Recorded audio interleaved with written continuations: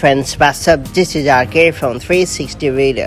Right now I'm going to show how you can make a FaceTime call from iPhone to Android. Apple has introduced iOS 15 with a ton of all new features. One of the most talked about features is the ability to make a FaceTime call from iOS to Android device. So if you are curious to find out how it works, let me walk you through the quick steps. Before getting started, make sure you have subscribed our YouTube channel and hit the bell icon so that you won't miss any update from 360 Reader. First off, launch the FaceTime app on your iPhone. After that, tap on the Create Link option to generate a link. Then click on the Info button to the right of the link. Next, choose Share Link in the menu. Finally, share the link through text, email, WhatsApp, Messenger, or other preferred mediums. Once you have received the link on your Android device, you can just tap on the link to join the video call. Do know that FaceTime video call supports the latest version of Safari and Chrome browser. That's pretty much it. So that's the way